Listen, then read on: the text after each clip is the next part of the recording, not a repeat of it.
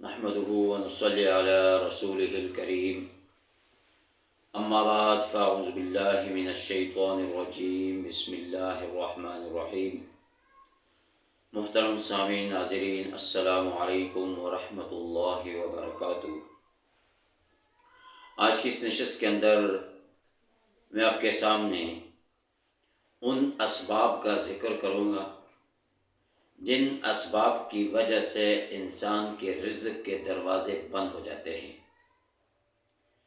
حضرت علی رضی اللہ تعالیٰ عنہ کے پاس ایک شخص آیا اور اس نے آ کر حضرت علی رضی اللہ تعالیٰ عنہ سے عرض کیا کہ امیر المومنین علی المرتضیٰ، کہ وہ اس دنیا کے اندر وہ کون سے اسباب ہیں کہ جن کی وجہ سے انسان کے اوپر رزق کے دروازے بند ہو جاتے ہیں۔ حضرت علی رضی اللہ تعالیٰ عنہ نے جواب میں ارشاد فرمایا کہ وہ 5 اسباب ہیں۔ سب سے پہلا سبب رزق کے دروازوں کو بند کرنے کا فرمایا کہ سود ہے، کہ جو انسان سود کا کاروبار کرتا ہے، جو انسان سودی لین دین کرتا ہے، جو انسان سود کھاتا ہے، تو اس سود کی وجہ سے فرمایا کہ اس کے رزق کے دروازے بند ہو جاتے ہیں۔ حضور نبی کریم صلی اللہ علیہ وسلم نے صحابہ کو مخاطب کر کے فرمایا، کیا تم میں سے کوئی شخص یہ چاہتا ہے کہ وہ اپنی ماں سے زنا کرے؟ تو صحابہ نے عرض کیا، یا رسول اللہ صلی اللہ علیہ وسلم، ہم میں سے کوئی شخص نہیں چاہتا کہ وہ اتنے بڑے جرم کا ارتکاب کرے، اتنا بڑا گناہ کرے۔ تو آپ نے ارشاد فرمایا کہ جو انسان سود کھاتا ہے، سود کا کاروبار کرتا ہے، سودی لین دین کرتا ہے، تو اس کا گناہ اس سے بھی زیادہ ہے۔ تو دوسرا سبب رزق کی تنگی کا فرمایا کہ اللہ کی ذات، صفات، اللہ کی عبادت میں کسی دوسرے کو شریک ٹھہرانا، شرک کرنا۔ شرک اتنا بڑا جرم ہے، فرمایا کہ اگر کوئی شخص مرنے سے پہلے شرک سے تائب نہیں ہوتا، توبہ نہیں کرتا، تو اللہ تعالیٰ شرک کے علاوہ جتنے بھی گناہ ہیں، اگرچہ وہ زمین و آسمان کے خلا کے برابر کیوں نہ ہوں، لیکن جب اللہ چاہیں تو اپنے شان غفوری سے کام لیتے ہوئے معاف فرما دیں۔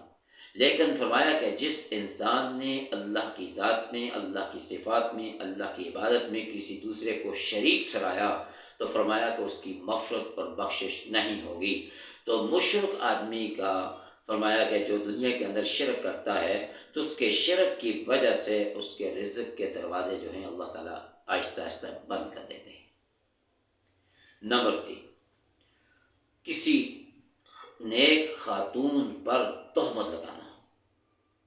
فرمایا کسی خاتون جو متقی ہے، پرہیزگار ہے، صوم و صلاۃ کی پابند ہے اور گناہوں سے پاک زندگی گزار رہی ہے، تو ایسی عورت پر تہمت لگانے کی وجہ سے فرمایا کہ یہ بھی رزق کے دروازوں کے بند کرنے کا ایک ذریعہ ہے۔